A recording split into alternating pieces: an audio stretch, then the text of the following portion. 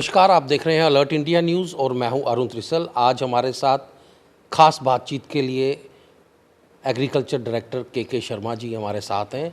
उनसे बात करेंगे कि किस तरह की प्रोग्राम्स जो हैं वो किसानों को लेके जो हैं वो आ रहे हैं और इन्होंने अभी रिसेंटली यहाँ पे ज्वाइन किया। शर्मा साहब, पहले तो आपका अलर्ट इंडिया न्यूज़ में वेलकम है आपका। धन्यवाद जी, थैंक यू। अच्छा, हमें ये बताइए कि क्योंकि हमारा जो कठुआ एरिया है वो किसानों का एरिया है, वहाँ पे ज़्यादा किसान रहते हैं, कंडी क्षेत्र भी है और बॉर्डर एरिया भी है, आंधड़ भी है। ये 3 क्षेत्रों में जो है इसको बांटा गया। तो आप मुझे ये बताइए कि कौन-कौन सी स्कीम्स जो हैं वो आप फार्मर्स के लिए लेके आ रहे हैं?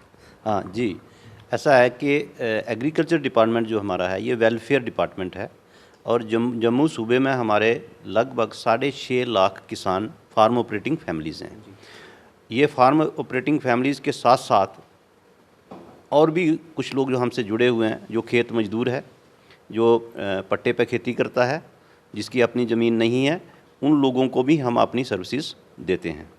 अब जितनी भी हमारी जो स्कीमें हैं वो सारी स्कीमें इन लोगों के वेलफेयर के लिए हैं और इन सारी स्कीमों को हम इस तरीके से देखते हैं कि हमारा जो एग्रीकल्चर डिपार्टमेंट है वो सबसे पहले जो बेसिक चीज़ है हमारी वो है बीज, सीड एंड प्लांटिंग मटेरियल। बीज जो है वो बेसिक इनपुट है, वाइटल होता है एग्रीकल्चर सेक्टर में। तो हमारी कोशिश ये रहती है कि high yielding variety seed, hybrids और अच्छी क्वालिटी का प्लांटिंग मटेरियल किसानों को पहुंचाया जाए, क्योंकि बीज पे ही प्रोडक्शन का 15 से 20% दारोमदार अच्छे बीज पे ही रहता है। तो हम ये कोशिश कर रहे हैं कि सबसे पहले किसानों को इस सीज़न में हम लगभग कोई 15,000 क्विंटल मक्की का बीज देंगे, हाइब्रिड मक्की, और कोई 2,000 क्विंटल के करीब हम बासमती का बीज देंगे किसानों को। इसके साथ साथ जो मोटा चावल और सेमी फाइन चावल है वो भी 1,000 क्विंटल के करीब देंगे। चारा जो एक अहम फसल है, कैश क्रॉप है किसानों के लिए, और सारा जो डेयरी का दारोमदार है, ग्रीन फाडर पर दारोमदार करता है, उसका भी बीज हम किसानों को प्रोवाइड कर रहे हैं। इसके साथ साथ हमारी एक और जो बड़ी स्कीम है वो सब्जियों की खेती है। तो सब्जियों में भी हम किसानों को इस सीज़न में कम से कम 250 क्विंटल बीज जो है वो देने जा रहे हैं, हाइब्रिड और हाई यील्डिंग वैरायटी सीड्स का। तो बीज के साथ साथ हमारा दूसरा जो काम है वो है इंफ्रास्ट्रक्चर को डेवलप करना। जैसे आपने कहा कि जम्मू सूबा में पहाड़ी इलाका भी है, 60% हमारा जो जम्मू सूबा है वो पहाड़ी है और 5 डिस्ट्रिक्ट ऐसे हैं जिनमें बॉर्डर डिस्ट्रिक्ट्स हैं, और ज़मीन जो है लोगों के पास वो छोटी छोटी खेती है। 0.6 हेक्टेयर के करीब लगभग हम ये मान के चलते हैं 12 से 15 कनाल एवरेज लैंड होल्डिंग है। तो इन सारी चीज़ों को देखते हुए हमें इंफ्रास्ट्रक्चर डेवलपमेंट करना है। सबसे हमारा फोकस है इंफ्रास्ट्रक्चर को कैसे डेवलप किया जाए। इंफ्रास्ट्रक्चर में सबसे पहली बात आती है कि इरिगेशन के या सिंचाई के अंतर्गत जो है हम एरिया बढ़ाएं। तो उसके एरिया का बढ़ाने के लिए हमारे पास जो प्रोग्राम है वो बोरवेल है, शैलो बोर हैं, ट्यूबवेल है, बोरवेल है, डगवेल है, ये मेजर स्कीम है। वाटर हार्वेस्टिंग टैंक्स हैं, तो चेक डैम्स हैं। इन स्कीमों के साथ जो है हम एरिया जो इरिगेशन के अंतर्गत है वो बढ़ाएंगे। इसके साथ साथ पानी की बचत के लिए हमारे पास स्कीम है माइक्रो इरिगेशन की, वो स्प्रिंकलर, ड्रिप्स, रेन गन्स हैं, रेन पाइप्स हैं। इनके इससे हम एरिया इंक्रीज़ कर सकते हैं, पानी बचा के अच्छे तरीके से प्रेसीजन लेवल बढ़ा के पानी का तो प्रोडक्शन बढ़ा सकते हैं। पानी खाली अकेला पानी जो है वो प्रोडक्शन के लिए 30% कंट्रीब्यूट करता है। जम्मू सूबे में जो इरीगेटेड एरिया है वो लगभग 30% है। हमारा टारगेट ये है कि हम इस टारगेट को 50% तक लेके जाएंगे। आने वाले समय में हमारे 2 मेजर प्रोजेक्ट हैं, वो कठुआ डिस्ट्रिक्ट के ही हैं, शापरकंडी बराज है और दूसरा उज्ज डैम है। उज्ज डैम से और शापरकंडी बराज से हमें उम्मीद है कि आने वाले समय में फ्यूचर में जब भी ये प्रोजेक्ट कंप्लीट होंगे 1 लाख एकड़ के करीब और एरिया इरीगेट होगा जम्मू और सांबा डिस्ट्रिक्ट। डॉक्टर साहब, आपने बात की कि ज़मीनों को, एग्रीकल्चर ज़मीनों को इरिगेशन की हमने बात की कि उनको कैसे, उसमें आपने बड़ा कुछ बताया कि जैसे बोरवेल है, स्प्रिंकल्स हैं या और बड़ी सी चीज़ें।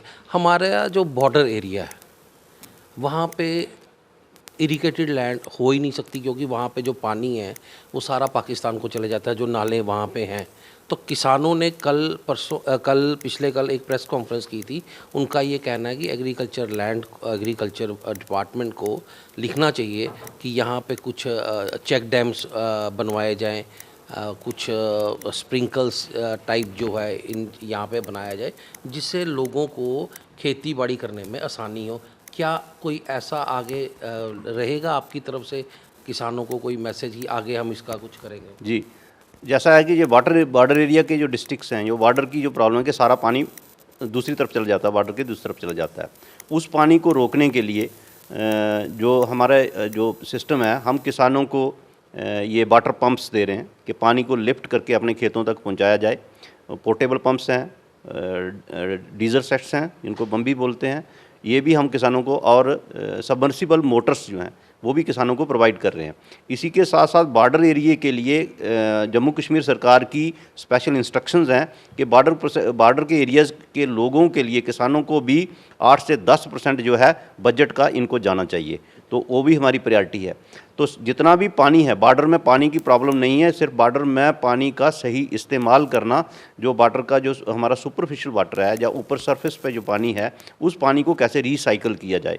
तो उसके लिए हम पूरी कोशिश कर रहे हैं कि किसानों को ये जो प्रधानमंत्री कृषि सिंचाई योजना के अंतर्गत उसके 2 मेन ऑब्जेक्टिव्स हैं, हर खेत को पानी, पर ड्रॉप मोर क्रॉप। पानी, एक एक बूंद पानी की जो है वो प्रोडक्शन में इस्तेमाल होनी चाहिए। तो उसके लिए बॉर्डर के किसानों को ये सारी फैसिलिटी जो हैं, चाहे बोरवेल है, डगवेल है, शैलो बोर्स हैं, वाटर हार्वेस्टिंग टैंक्स हैं, फिर ड्रिप है, स्प्रिंकलर है, रेन गन्स हैं, रेन पाइप्स हैं, और इसी के साथ साथ चेक डैम्स हैं। तो इसका जितना हमारा बजट है उसके अकॉर्डिंग बॉर्डर एरिया को अपना बराबर शेयर मिलेगा। तो ये हमारा इंफ्रास्ट्रक्चर डेवलपमेंट में एक मेन था। इसी कड़ी को आगे जोड़ते हुए मैं आपको ये चीज़ बताना चाहता हूँ, हमारा जो टारगेट है, हम किसान को खाली प्रोडक्शन तक महदूद नहीं रखना चाहते हैं कि किसान प्रोडक्शन करे और मार्केटिंग नॉन प्रोड्यूसर करे। इस चीज़ को हम मतलब चेक करेंगे कि किसान जो है वो एंटरप्रेन्योर बने, उद्यमी बने, बिजनेसमैन बने। वो जो पैदा करे खुद ही बेचे, चाहे उसको नियरेस्ट मंडी में बेचे, इलेक्ट्रॉनिक मंडी में बेचे, नेशनल लेवल की मंडियों में बेचे। उसके लिए उसको अच्छा मैनेजर बनाना है, अच्छा बिजनेसमैन बनाना है, उसको बिजनेस की स्किल्स सिखानी है, उसको ब्रांडिंग, मार्केटिंग, वैल्यू एडिशन, ये सारी चीज़ें जो हैं इसका इंफ्रास्ट्रक्चर भी देना है, इसकी ट्रेनिंग भी देनी है, उसकी स्किल इन्हांसमेंट भी करनी है। जैसे मैं आपको बताता हूँ, कठुआ में हमारा एक 2-3 लोग ऐसे हैं जो हनी का, शहद का काम करते हैं, वो अमेज़ॉन पे सेल करते हैं। फिर उसी के साथ हमारा मशरूम का एक किसान है जो पास्चराइज्ड कंपोस्ट बनाता है और ख़ुद मार्केटिंग करता है और बेचता है, पूरे जम्मू डिवीज़न के डिस्ट्रिक्ट्स में अपना माल, ये पास्चराइज्ड सीडेड कंपोस्ट बेचता है। इसी के साथ हमारा हल्दी बनाने वाला किसान है जो उसकी अपनी फैक्ट्री है, पैदा भी खुद करता है, कल्टीवेशन खुद करता है, उसकी जो फैक्ट्री में प्रोसेसिंग भी खुद करता है और मार्केटिंग भी खुद करता है। तो किसान की आमदन डबल तभी होगी जब वो अच्छा बिजनेसमैन बनेगा, अच्छा मैनेजर बनेगा। उसको ये समझ होनी चाहिए कि मुझे सस्ता लोन कहाँ से मिलता है। किसान क्रेडिट कार्ड जो है उसका पहचान है अच्छे किसान की। 3 लाख तक का जो सस्ता लोन मिलता है जिसमें 3% interest subvention government of India देती है। 1,60,000 लोन के लिए किसान क्रेडिट कार्ड में कोई गारंटी की ज़रूरत नहीं है। तो अच्छे किसान, अच्छा बिजनेस मैन बनने के लिए किसान को पहले ये समझ होनी चाहिए कि मुझे 1 साल में 1 साल के लिए 3 लाख लोन का प्रोविज़न है किसान क्रेडिट कार्ड के अंतर्गत, जिसके ऊपर उसको लगभग 4% इंटरेस्ट देना पड़ता है। तो 4% का इंटरेस्ट मतलब हो गया, अगर वो 3 लाख लेता है तो उसको 1 साल के अंदर उसको 12,000 इंटरेस्ट देना है, 3,12,000 रुपया वापस करना है। किसान क्रेडिट कार्ड की हम बात करें, जैसे आपने अभी बताया, किसान क्रेडिट कार्ड भी हम देख रहे हैं कि एग्रीकल्चर डिपार्टमेंट वाले तो सारे किसानों के फॉर्म भरते हैं, सब कुछ होता है, पर बैंक वाले जो है उनसे कोऑपरेट नहीं करते। क्या मतलब कि एग्रीकल्चर डिपार्टमेंट ने कभी ये जाके देखा कि क्यों नहीं करते, क्या वजह क्या? मैं आपको एक चीज़ पहले बताता हूँ। 6.5 लाख फैमिली है, 5,70,000 लोगों को किसान क्रेडिट कार्ड इशू हो चुका है आज की डेट में। जो हमारा लगभग सैचुरेशन का लेवल है, क्योंकि कुछ लोग ऐसे हैं जो किसान क्रेडिट कार्ड लेना नहीं चाहते हैं। तो 5,70,000 लोगों को किसान क्रेडिट कार्ड मिल चुका है। लेकिन आगे अब जो बात आती है कि डिसबर्समेंट की, किसान क्रेडिट कार्ड सेंक्शन होना और उसको क्रेडिट डिसबर्स होना, वो थोड़ा सा गैप आता है, वो बैंकर्स के लेवल पे होता है। तो अभी जो हमारी इंफॉर्मेशन के मुताबिक 5,70,000 के जो किसान क्रेडिट कार्ड हैं, उसमें से 3 लाख किसान जो है वो किसान क्रेडिट कार्ड ले रहा है। तो हम बैंकों को यही कह रहे हैं कि हर किसान को चाहे छोटा लोन दें किसान क्रेडिट कार्ड के अंतर्गत, चाहे उसकी पूरी लिमिट दें या उसको मध्यम लेवल का लोन दें, लेकिन हर किसान को अपना लोन दें। इसका हमारा जो अलग अलग लेवल पे हमारी ब्लॉक लेवल मीटिंग्स होती हैं बैंकर्स के साथ, डिस्ट्रिक्ट लेवल मीटिंग्स होती हैं, स्टेट लेवल बैंकर्स कमेटी की मीटिंग होती है। इन सारी मीटिंग्स में हमारा पिछले जो फाइनेंशियल ईयर था, इसमें भी फोकस था क्रेडिट फ्लो जो है हमें डबल करना है। जैसे सपोज को हम मान लेते हैं कि इस साल हमने 2,000 करोड़ रुपया किसान क्रेडिट कार्ड के अंडर दिया है, तो गवर्नमेंट का ये टारगेट था कि ये 4,000 करोड़ करना है। तो 4,000 करोड़ टारगेट तभी उससे ये होगा कि हमारे किसान क्रेडिट कार्ड जो सैंक्शन हुए हैं उन लगभग सबको ये लोन मिलेगा। तो ये एक पूरा चल रहा है, लेकिन बैंक्स के लेवल पे अभी भी कहीं ना कहीं थोड़ी बहुत रिजर्वेशन आ जाती है, उसको भी हम दूर कर रहे हैं परसुएशन से बात करके, क्योंकि बैंकर्स ने भी जो क्रेडिट देना है वो भी फार्मर की जो ज़मीन भी देखेगा, और दूसरा वो फार्मर का बिहेवियर, उसका रीपेइंग कैपेसिटी और उसकी जो इंटेंशंस हैं कि वो प्रॉपरली उसका प्रॉपर यूज़ करेगा कि नहीं करेगा। ठीक बात आपने कही। मैं इसी पे आपसे एक बात करता हूँ, जैसे आपने बताया कि किसान जो है उसके लेवल को देख के जो है लोन दिया जाता है। अब जो छोटे किसान हैं जिनका अभी आपको पता है 2014 में कितनी फसल जो है वो ख़राब हुई थी, एंड पड़ी थी हमारे कठुआ डिस्ट्रिक्ट के अंदर, तो 2014 का किसानों को अभी तक कंपनसेशन नहीं मिला। प्रोजेक्ट बन चुका है, सब कुछ बन चुका है, पर पैसे सेंक्शन नहीं किए जा रहे। किसान जो है वो परेशान है, कहाँ जाएगा किसान। आप अपने बात कर रहे हैं कि आपको टारगेट पूरा करना है, आपका तो टारगेट पूरा हो जाता है, पर किसानों का क्या है कि जिनको पुराने कंपनसेशन नहीं मिल रहे, और इस बार तो वैसे ही फसल ख़राब होगी क्योंकि बारिश ही नहीं है, कंडी भी ख़राब है तो बॉर्डर भी ख़राब है। तो मतलब कि किस तरह से आप देखेंगे, क्या पॉलिसी है आपके पास कंडी की, जो कंडी क्षेत्र है उसके लिए आप क्या करने जा रहे हैं कि उनकी फसलों के लिए और जो बॉर्डर एरिया है उनके फसलों के लिए क्रेडिट तो आप कर लेंगे, आपका टारगेट पूरा हो जाएगा। ये जो रिस्क मिटिगेशन है कि किसान को नुकसान होता है, कभी बारिश होती है, कभी नहीं होती है, और कभी ज़रूरत से ज़्यादा हो जाती है, तो उससे हर सूरत में किसान को नुकसान होता है। सबसे पहले मैं 2014 की बात करूंगा। 2014 के जो लॉसेस थे उसमें जम्मू डिस्ट्रिक्ट, कठुआ डिस्ट्रिक्ट और सांबा डिस्ट्रिक्ट में लगभग 5-6 करोड़ जो था किसानों को कंपनसेशन दी थी, और कुछ केसेस जो थे वो पेंडिंग रह गए थे। उसके बाद वो प्रोसेस आगे नहीं चल पाया।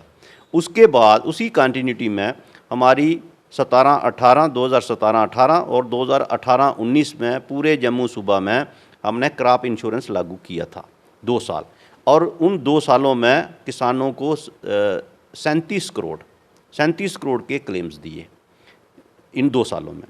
अब इसी के साथ आगे चलते हैं हम कि किसानों को हम सोशल वेलफेयर स्कीमों के साथ भी जोड़ रहे हैं। नहीं, 2014 का कंपनसेशन उनका उसका क्या होगा? किसान बार बार यही बात करते हैं, एग्रीकल्चर कभी जाते हैं किसान यही बात करता है। 2014 का कंपनसेशन नहीं मिल रहा, 2014 का जो मैं तो भी आज आपके पास स्पेशल उन लोगों 2014 का मैं आपको एक चीज़ बता देता हूँ। एग्रीकल्चर एक फैसिलिटेटिंग डिपार्टमेंट है। एग्रीकल्चर डिपार्टमेंट का काम है फार्मर की लिस्टें बनाना, उनकी कंपनसेशन असेस करना कि कितना लॉस हुआ है। वो लॉस हम बना के लिस्टें बना के हमने अपना काम कंप्लीट करके डिस्ट्रिक्ट अथॉरिटीज़ को दे दिया है। उसके बाद जो क्लेम्स 6 या 7 करोड़ के क्लेम्स जो थे वो पे हो गए थे। और क्योंकि ये क्लेम्स जो आने हैं, ये रिलीफ जो आता है वो नेशनल डिज़ास्टर फंड से आएगा या स्टेट डिज़ास्टर फंड से आएगा या कोई भी दूसरा कोई रिलीफ होगा, तो उससे ये क्लेम मिलते हैं। अब 14 का जो क्लेम है उसका आगे फर्दर जो है वो प्रोसेस जो था वो लगभग मुझे लगता है वो आगे नहीं चल पाया, वो बंद हो गया है। तो इसी के साथ मैं आपको एक और बताता हूँ कि पिछले साल हेल स्टॉर्म हुआ था, अनटाइमली रेन्स हुई थी, तो उसके जो क्लेम्स थे क्रॉप इंश्योरेंस के अंतर्गत जो आए थे वो हमने किसानों को दे दिए थे। क्योंकि रिस्क को मिटिगेशन करने के लिए किसानों को हमने कुछ सोशल वेलफेयर स्कीमें भी चलाई। पीएम किसान स्कीम है, कृषि मानधन योजना जो है प्राइम मिनिस्टर की, उसमें हमारे जम्मू सूबा में 5,50,000 किसान, उनको 6,000 रुपया साल का मिलता है। 5,50,000 किसान हैं जिनको 6,000 रुपया किसान साल का मिल रहा है। 2-2 हज़ार की 3 किस्तें मिलती हैं और वो रेगुलर हर 4 महीने के बाद उनको ये किस्तें, ये भी उसी का एक पार्ट है कि किसान को अगर फसल बोने में के समय थोड़ा सा खर्चा मिल जाए, बीज खरीदने के लिए, फर्टिलाइज़र खरीदने के लिए, कोई और इनपुट खरीदने के लिए, तो उसमें उसको मदद हो जाएगी। इसके साथ साथ भारत सरकार ने एक और स्कीम चलाई, किसानों का पेंशन योजना। तो पेंशन योजना में एक स्कीम निकाली कि 18 से लेके 40 उम्र का जो किसान है, चाहे वो किसान वो खेती का मजदूर है, लैंड लेस है या लैंड ओनिंग फार्मर है, उन सब के लिए एक स्कीम है कि उनको एक मंथली कंट्रीब्यूशन देनी है। 18 साल का जो किसान होगा उसको लगभग 60 रुपये की किस्त देनी है, और जो 40 साल का किसान होगा उसको 40 साल के अंदर, 40 साल से बाहर वाले किसान जो है उनके लिए योजना नहीं है। तो 40 साल का जो किसान है उसको 200 रुपया महीने की किस्त देनी है, और ये किस्त जो है उनको 60 साल की उम्र तक देनी है। जब वो ये किस्त 60 साल की उम्र तक भर देंगे तो उनको 3,000 रुपया मंथली पेंशन लग जाएगी भारत सरकार की तरफ से। क्या ये मतलब कि किसानों में ये चीज़ आ गई है? इसमें हमारे जम्मू सूबे में मेरी इन्फॉर्मेशन के मुताबिक कोई 1,500 किसान जो है या मजदूर जो हैं इसका फ़ायदा ले रहे हैं। तो हमारी जो एक्सटेंशन एजेंसी है वो भी लोगों को एजुकेट कर रही है कि किसान भी जो है उसकी भी एक रिटायरमेंट एज होनी चाहिए। तो उसके लिए किसान को, मैंने पहले ही आपको कहा कि किसान को अच्छा मैनेजर बनना है। उसके लिए अगर रजिस्टर्ड होने के लिए हमारे किसानों को आप बताइए क्या करना पड़ेगा? उसको रजिस्ट्रेशन के लिए बिल्कुल सिंपल तरीका, वो किसी भी बैंक में चले जाएं, जो हमारे कॉमन फैसिलिटी सेंटर होते हैं, जो खिदमत सेंटर हैं, वहाँ पर वो चले जाएं और वहाँ पर अपने आप को रजिस्टर करवा लें और अपनी किस्त फिक्स करवा लें, क्योंकि एज के हिसाब से किस्त होगी। जो 30 साल का किसान होगा या मजदूर होगा उसको लगभग कोई 100 रुपये की किस्त पड़ती है। तो एक तो किस्त हो जाएगी। जब वो पहली किस्त वहाँ जमा करवाएगा, कुछ अपने कागज़ देने हैं, जैसे आधार कार्ड है, और अगर कोई ज़मीन का पेपर है तो दें, अगर नहीं है तो उसकी ज़रूरत नहीं है। सिर्फ अपना वो प्रूफ देना कि मैं खेत मजदूर हूँ, मैं छोटा बिजनेसमैन हूँ, ये उनके लिए भी है, सेम स्कीम है। तो उस स्कीम को जब वो पहली किस्त वहाँ जमा करवाएंगे तो उनको एक रजिस्ट्रेशन नंबर वहाँ से मिल जाएगा कि ये मेरा पेंशन नंबर आ गया। और इस स्कीम से अगर किसान बाहर आना चाहता है, जैसे उसको कोई नौकरी मिल गई या कोई उसकी हालात और बेटर हो गए, तो इस स्कीम से बाहर भी आ सकता है। ठीक है। और ये स्कीम जो है नॉर्मली किसान के लिए और किसान और उसकी फैमिली के लिए ट्रांसफरेबल है, लेकिन जो दूसरे हैं, जो किसान मजदूर है या व्यापारी है, उसके लिए ये ट्रांसफरेबल स्कीम नहीं है। जैसे हम मान के चलते हैं कि सपोज करो किसी वजह से किसी बंदे की डेथ हो जाती है, तो डेथ में जो उसका जो पैसा उसने जमा करवाया था, वो पैसा जो है, जो एक एवरेज इंटरेस्ट होता है, उसके साथ उसको वापस हो जाएगा। तो ये बहुत अच्छी स्कीम है। ये मान के हम चलते हैं कि किसान को भी एक स्टेज पे आकर रिटायर होना है, तो उसको ऑनरेबली पेंशन अगर मिल जाए, 3,000 रुपया पेंशन, तो उसका एक जो ओल्ड एज है वो अच्छे तरीके से चल सकती है। इसी के साथ साथ किसानों को हेल्थ की योजनाएं हैं, रिस्क इंश्योरेंस है। जैसे बैंकों की 2 स्कीमें हैं, एक 12 रुपये का एग्रीकल्चर, 12 रुपये का एक्सीडेंटल इंश्योरेंस होता है। तो हर किसान को अपने खाते के साथ 12 रुपये साल के जरूर कटाने चाहिए। अगर उसको थोड़ा सा और बेटर स्कीम लेनी है हेल्थ इंश्योरेंस की, तो 330 रुपये की साल की एक किस्त देनी है। तो किसान को मैं ये कहता हूँ कि किसान हो मजदूर हो, उसको अच्छा मैनेजर बनना है ताकि अपने रिस्क वो खुद कवर करे। मैनेजर, किसान को आत्मनिर्भर बनना है, अच्छा मैनेजर बनना है। सीड्स की बात करें, अभी हमने पीछे दौरा किया था कि सीड जब आप अपने जोन्स में बेचते हो तो किसान कहते हैं कि वो सबस्टैंडर्ड सीड होते हैं, हमारी फसलें अच्छी नहीं निकलती हैं, उनके लिए आप क्या करें? हाँ, ये आपकी एक चीज़ आपको मैं पहले क्लियर करूँ। बीज जो है महकमा लगभग, हमारा जो सीड रिप्लेसमेंट रेट है वो हम 30 से 40% तक देते हैं। एक साल में जितना बीज लगेगा उसका 30% लेके 40% हमने देना, डिपार्टमेंट ने देना, क्वालिटी सीड देना है, और वो भी सर्टिफाइड सीड देना है। सर्टिफाइड से नीचे जो जेनरिक क्वालिटी है या जो ट्रुथफुल लेवल सीड है वो हम नहीं देते हैं, हम हाई पेडिग्री का सीड देते हैं। अब रही बात कि 30 या 40% सीड हमने दे दिया, तो जो 60% सीड बचा वो कहाँ से आएगा? वो तो उसके दो तरीके हैं, हैं, या तो वो सीड फार्मर टू फार्मर आएगा, एक किसान दूसरे किसान के साथ, हमारे सीड विलेज स्कीमें हैं वो आपस में शेयर करते हैं, वो भी अच्छा बीज बनाते हैं, हाई पेडिग्री का सीड बनाते हैं और आपस में शेयर कर लेते हैं, मार्केटिंग कर लेते हैं, बेच लेते हैं एक दूसरे को। तीसरा इसमें प्राइवेट सेक्टर है, जो हमारे प्राइवेट सीड डीलर्स हैं। पिछले सीजन में हमें एक प्रॉब्लम आई थी, वो हमारा अपना डिपार्टमेंटल सीड नहीं था, जो प्राइवेट मार्केट से पंजाब से या हरियाणा से कुछ सीड बीज आ गया था बीच में, तो वो उस सीड की कंप्लेंट्स थी, वो हमने चेक की थी, उसके टेस्ट, उसके सैंपल भी उठाए थे, वो टेस्ट भी किया, फिर उस प्रैक्टिस को हमने बंद भी किया था।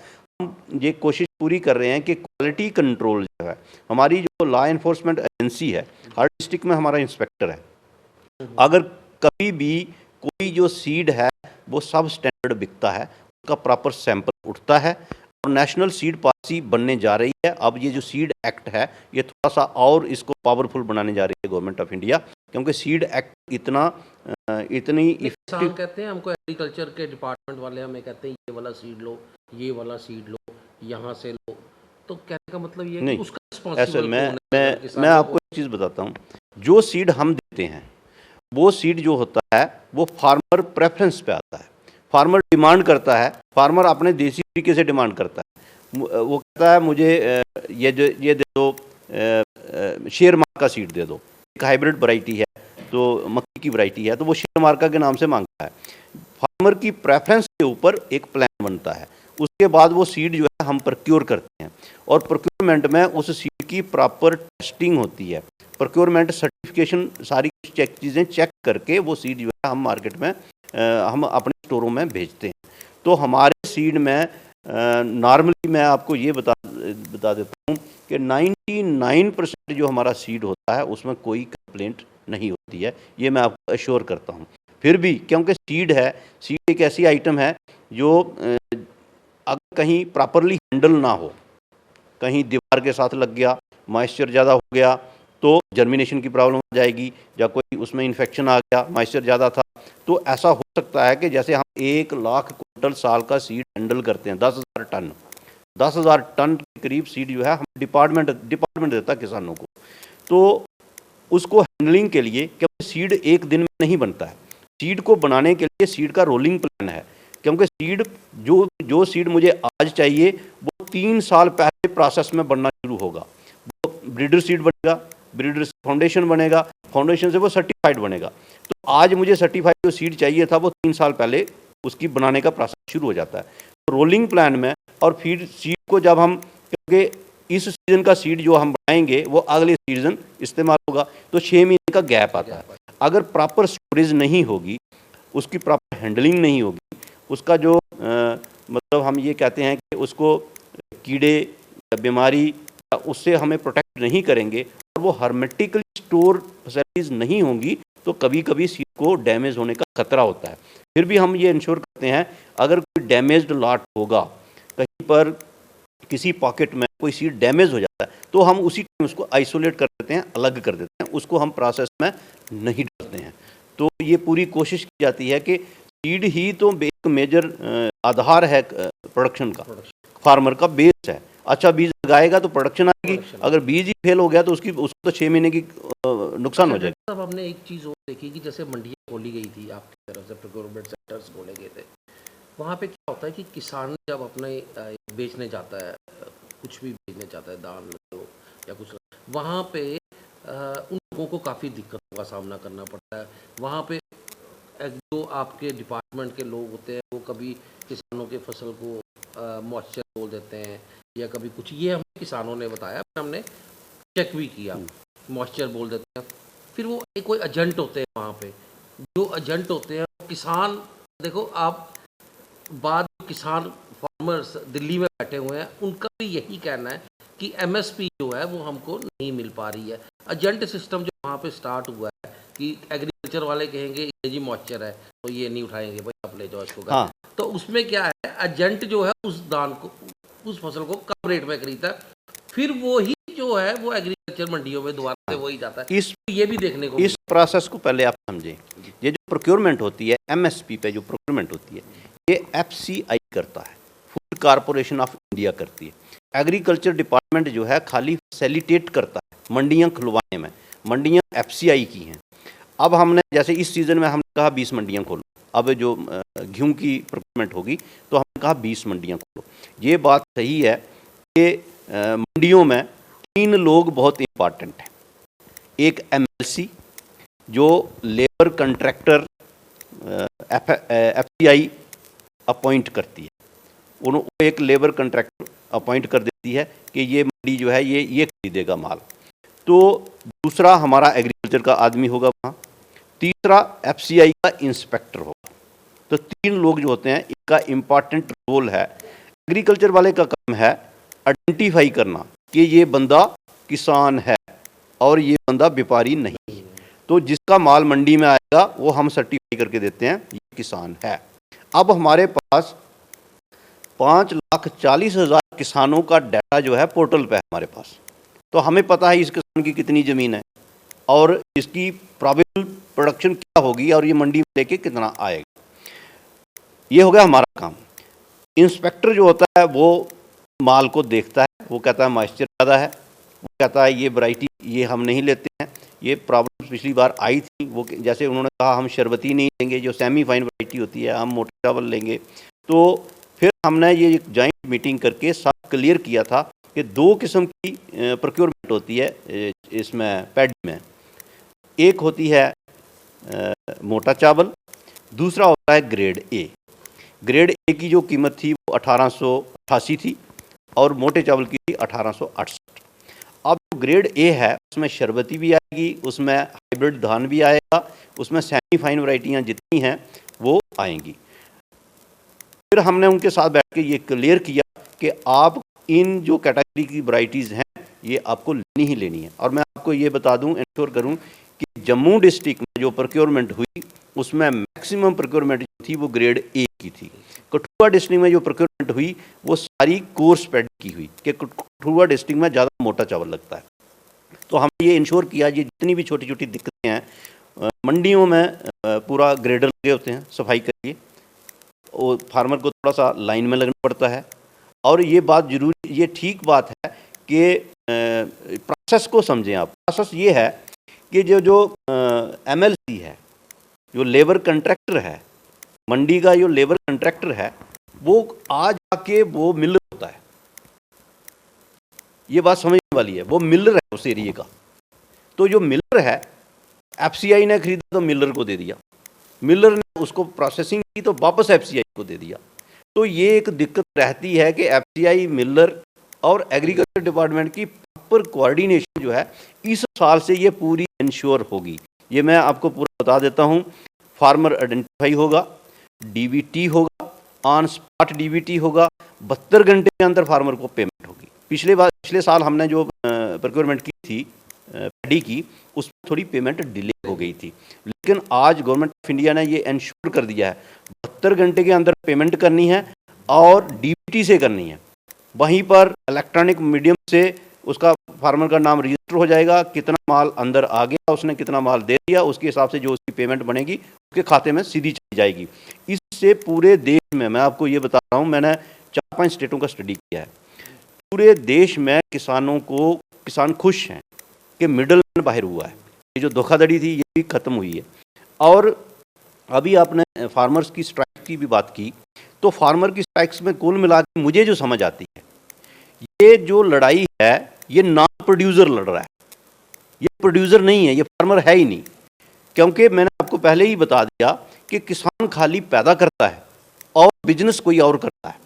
अब जैसे ही गवर्नमेंट ऑफ इंडिया ने कहा कि किसान को जो बनाएगा वही बेचेगा और छोटे छोटे किसानों को इकट्ठा करेंगे, एग्रीगेट करेंगे, उनके सेल्फ हेल्प ग्रुप्स बनाएंगे, कमोडिटी इंडस्ट्री ग्रुप्स बनाएंगे, फार्मर प्रोड्यूसर ऑर्गेनाइजेशंस बनाएंगे। जब ये लोग आ जाएंगे तो नेचुरली नॉन प्रोड्यूसर बाहर हो जाएगा।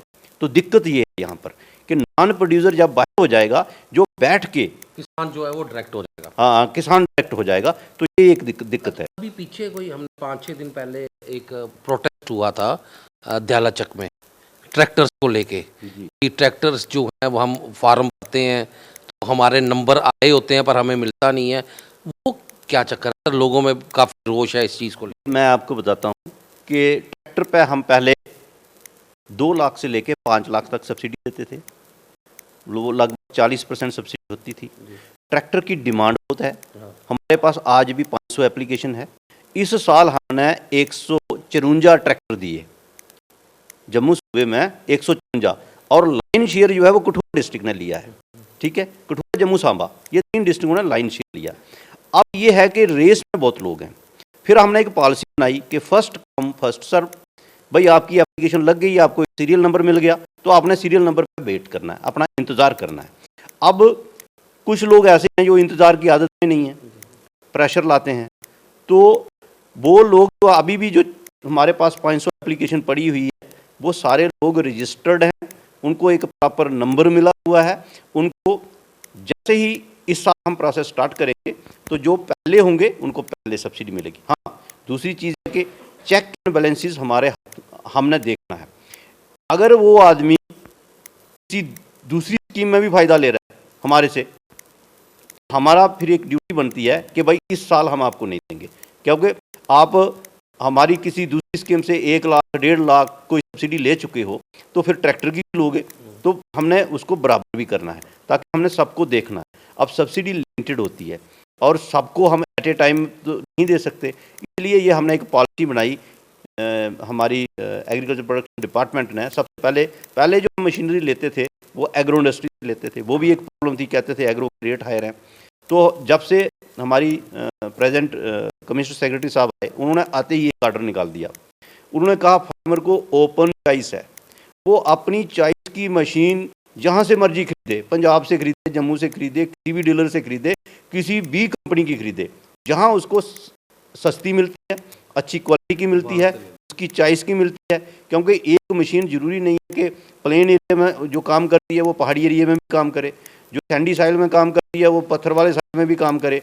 तो वो किसान की चॉइस रहती है। किसान अपनी चॉइस की मशीन खरीदता है, आज की डेट में अपनी चॉइस की मशीन खरीदता है, चॉइस की कंपनी की मशीन खरीदता है। और कोई हम इसको यहाँ से नहीं कहते हैं कि आप अपनी उसकी चीज़।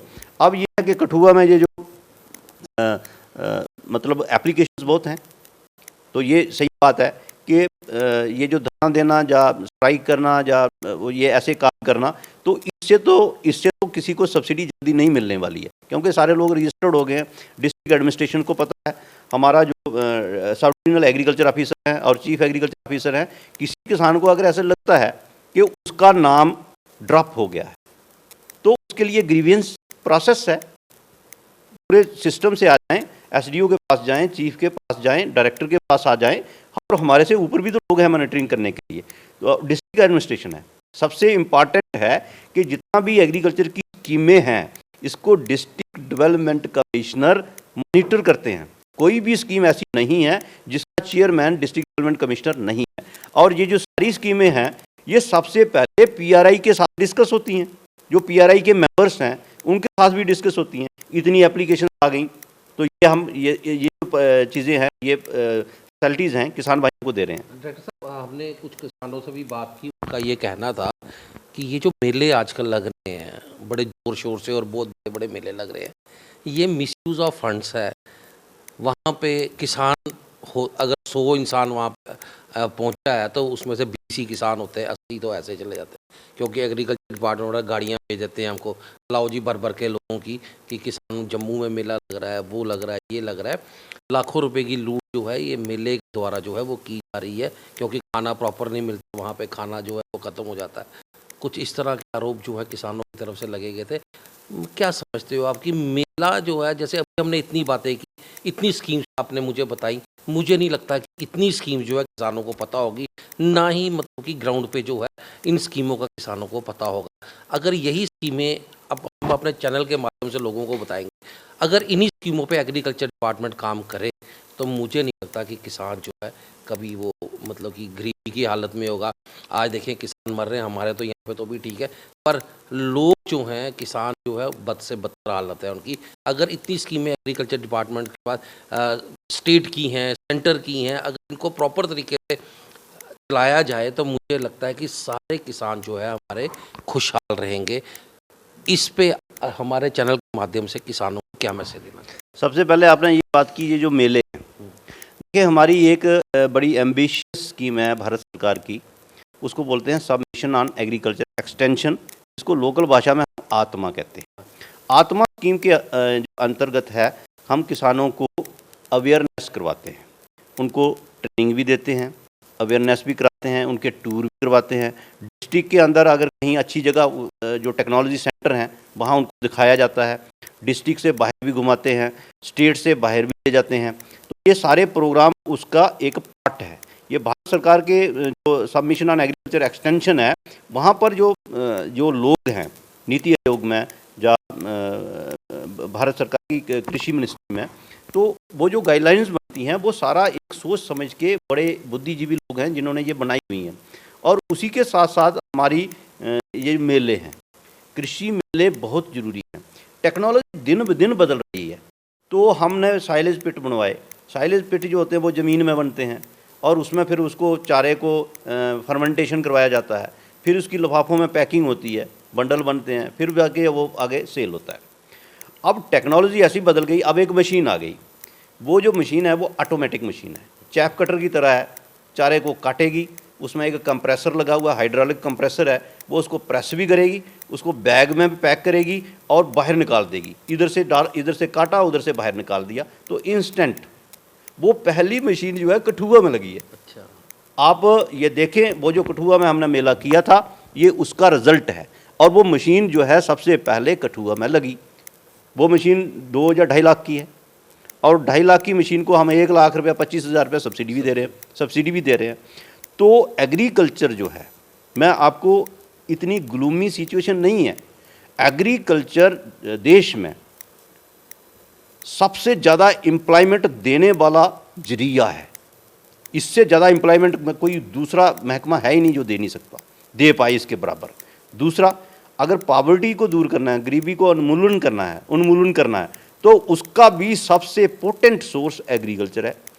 देश में 20 से 25% बीपीएल लोग हैं, किसी डिस्ट्रिक्ट में तो 30, 35% हैं। अब बीपीएल से लोगों को बाहर कैसे निकालेंगे? उनको रूरल डेवलपमेंट में, एग्रीकल्चर सेक्टर से जोड़ना है। चाहे वो डेयरी खोले, बी कीपिंग करे, मशरूम का खेती करे, फिर भेड़ बकरी रखे, पोल्ट्री रखे, एग्रो फॉरेस्ट्री करे, एग्रो फॉरेस्ट्री बेस्ड कोई काम धंधा कर ले, तो जब डायरेक्टली इनडायरेक्टली वो खेती से जुड़ जाए, या तो वो खेती करे या खेती से जो पैदावार हो रहा है उस पर काम करे।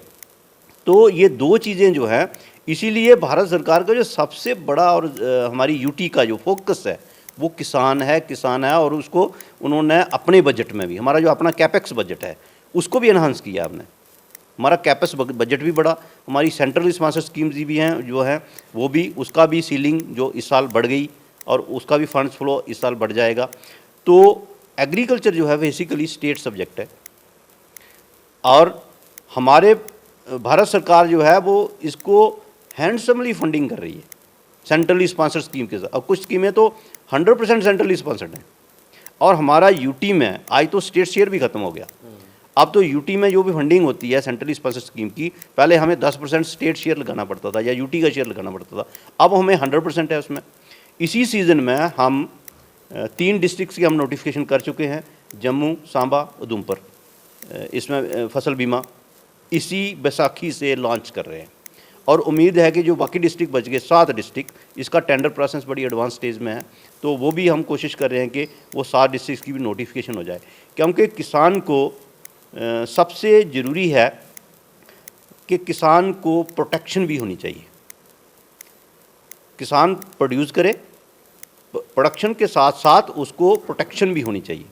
और टेक्नोलॉजी, मैंने जब आपको बात बताई थी टेक्नोलॉजी की कि मेले हम क्यों करते हैं, मैं आपको ये बताता हूँ। आज एक नया कंसेप्ट आ गया, प्रोटेक्टेड कल्टीवेशन, जो ग्रीन हाउस में या शेड नेट में कल्टीवेशन करनी है। आज जो सीडलेस खीरा आ रहा है मार्केट में, टमाटर आ रहा है, आप हमारा ग्रीन हाउस देखें यहाँ, आज भी क्रॉप आप सीडलेस खीरे की, टमाटर की, वो देखें जो ओपन फील्ड में जो क्रॉप प्रोड्यूस होती है और जो प्रोटेक्टेड कल्टीवेशन में जो क्रॉप प्रोड्यूस होती है, उसमें ज़मीन आसमान का फ़र्क है क्वालिटी का। उसमें जो फ्रूट है, वो एक तो फ्रूट जो होता है वो उसका साइज़ जो होता है बड़ा बराबर रहता है, छोटा बड़ा नहीं होता, और क्वालिटी भी बड़ी हाई लेवल की होती है। उसमें इंसेक्ट पेस्ट और डिजीज़ कंट्रोल भी ठीक तरीके से हो जाता है, और लगभग जो ग्रीन हाउसेस की प्रोडक्शन आ रही है वो ऑर्गेनिक है, और इसमें ये हाई वैल्यू और हाई इनकम जनरेटिंग चीज़ें हैं। क्योंकि किसान जो है उसको हम कहेंगे कि आप भाई ग्रीन हाउस लगा लो, जब तक वो ग्रीन हाउस देखेगा नहीं, वो समझेगा नहीं इसकी कीमत कितनी है। एक कनाल में ग्रीन हाउस बनाना होगा, अगर हम ओपन वेंटिलेटेड स्ट्रक्चर भी बनाएं तो 5-6 लाख का बनता है, ठीक है। अब 5-6 लाख किसान तब तक इन्वेस्ट नहीं करेगा जब तक वो फील्ड में जाके देखेगा कि इसकी, जब हम क्रॉप लेंगे, इसमें खीरा लेंगे, टमाटर लेंगे, सीडलिंग पैदा करेंगे, पूरा साइकिल है, साल का एक पूरा साइकिल है। तो उसको जब ये पता चल जाएगा कि मेरा 5-6 लाख जो है 1 साल में ही पूरा हो जाएगा, ठीक है। अब भारत सरकार ने क्या किया, हमें 2 और स्कीमें दे दी। एग्रीकल्चर इंफ्रास्ट्रक्चर फंड, उन्होंने कहा कि 2 करोड़ तक का जो लोन है, अगर कोई एग्रीकल्चर में इंफ्रास्ट्रक्चर बनाना चाहता है, कोल्ड चेन बनाना चाहता है, कोल्ड स्टोरेज बनाना चाहता है, वेयर हाउस बनाना चाहता है, या कोई छोटे छोटे स्ट्रक्चर्स बनाना चाहता है, तो 2 करोड़ तक का लोन है। भारत सरकार की गारंटी है, कोई गारंटर बाहर से नहीं लाना है। 3% का इंटरेस्ट सबवेंशन है, और उसमें वो पीरियड भी है जो रीपे करना है लोन, उसमें कुछ 6-7 महीने का वो भी है कि 6-7 महीने के बाद आपने वापस करना। ये हो गई एक स्कीम। दूसरी स्कीम हमारी माइक्रो फूड इंडस्ट्री की है। जो किसान उगाते हैं, अगर वो कोई छोटा उद्योग लगाना चाहते हैं माइक्रो फूड इंडस्ट्री का, तो उसमें 10 लाख की सब्सिडी है। 10 लाख की सब्सिडी जो है किसान को मिलती है, और 2 करोड़ का लोन है। मैक्सिमम सब्सिडी 10 लाख होगी, लोन 2 करोड़ का होगा। गवर्नमेंट गारंटर होगी, गारंटर भी कहीं बाहर से नहीं लाना है। डीपीआर बनेगी, ऑनलाइन डीपीआर बनती है, पूरा महकमा उसको सपोर्ट करता है कैसे डीपीआर बनानी है। उसकी सैंक्शन भी डिस्ट्रिक्ट लेवल पर रिव्यू कमेटी है, वो उसकी सैंक्शन देती है। स्टेट लेवल की रिव्यू कमेटी है, वो उसकी सैंक्शन देती है। उसके बाद उसका लोन जो है रिलीज़ हो जाता है। तो स्कीमों को गवर्नमेंट ऑफ इंडिया ने बहुत सिंप्लीफाई किया है, बिजनेस को इजी किया है, और किसानों को ये कहा है कि आप एंटरप्रेन्योर बने, एग्री एंटरप्रेन्योर बने। आप खाली खेती नहीं करें, आप खेती का बिजनेस करें। तो इस तरीके से ये हमारे सारे जो मतलब प्रोग्राम्स हैं, और सारे जो प्रोग्राम्स हैं वो लास्ट में एक ही बात पे आके ख़त्म होते हैं। वो ये बात है कि किसान खुशहाल होना चाहिए। और खुशहाल कैसे पता चलेगा मुझे? अगर वो हंसता है तो खुशहाल है, अगर वो हंसता ही नहीं है तो वो कहाँ खुशहाल है। तो ये सारी स्कीमें इसलिए ला रहे हैं। टेक्नोलॉजी के लिए मेला होना बहुत ज़रूरी है। मेले में ये सारा पता चलता है। मैंने कठुआ जब एग्जीबिशन हुई थी, उसमें हमने तकरीबन जम्मू कश्मीर से, पंजाब से, हिमाचल से एंटरप्रेन्योर्स भी बुलाए थे, बिजनेसमैन भी बुलाए थे, और कंपनीज़ वाले भी बुलाए थे। उनके पास जो टेक्नोलॉजी है, ताकि किसान कम से कम तो ये तो देखे कि ये टेक्नोलॉजी मुझे कौन सी इसमें सूट करती है। देखना, जब वो देखेगा तभी अप्लाई करेगा। तो ये एक जब हम मेला करते हैं तो मेले में कम से कम 1000-1500 लोग आते हैं, उसमें मेजॉरिटी किसान ही होते हैं। तो वो आके वो टेक्नोलॉजी को देखते हैं। दूसरा, मेलों से एक और हमारा मैसेज जाता है। वो मैसेज हमारी पोस्टेरिटी को, बच्चों को जाता है। बच्चों को खेती से कैसे जोड़ेंगे? आज जो MBA कर रहा है बच्चा, क्या वो खेती नहीं कर सकता? अगर वो किसी कंपनी में काम करेगा 10-20 हज़ार का, तो अगर वो छोटा सा एक ये लगा ले ग्रीन हाउस, तो उससे ज़्यादा कमा लेगा। तो मेरा कहने का मतलब ये है कि इन सारी चीज़ों को वहाँ पर हम डिस्प्ले करते हैं और मैसेज भेजते हैं एक। हाँ, दूसरी बात आपने ये कही कि खाने की कोई थोड़ी बहुत हो जाती है, क्योंकि मेले में कोई एक लिमिट नहीं होती है कि कितने लोग आ जाएंगे। फिर भी हम ये कोशिश करते हैं कि कोई भी बगैर खाने के नहीं जाए। प्रायोरिटी हम उनको देते हैं। जैसे कठुआ में मेला किया तो बिलावर के लोग आए, बसोली से लोग आए, तो वो जो लोग थे उनको प्रॉपरली लंच भी कराया, ब्रेकफास्ट भी कराया, चाय भी पिलाई जो लाए थे। हाँ, कुछ लोग ऐसे होते हैं जो एडजॉइनिंग एरिया से आ जाते हैं तो आ जाते हैं, लेकिन उनको भी प्रॉपर हमने इंतज़ाम किया था और सबको खाना खिला के भेजा था। Thank you. तो ये थे हमारे साथ एग्रीकल्चर के डायरेक्टर के शर्मा जी। आपने इनकी बातें सुनी। इनका यही मैसेज है किसानों को कि अच्छे तरीके से खेती करें और केंद्र की स्कीमें जो हैं वो बहुत सी आई हुई हैं और उनका भी जो है वो फ़ायदा लें। ऐसी प्रोग्राम्स हम आगे भी दिखाते रहेंगे। तब तक के लिए अलर्ट इंडिया टीम को दीजिए इजाज़त। नमस्कार।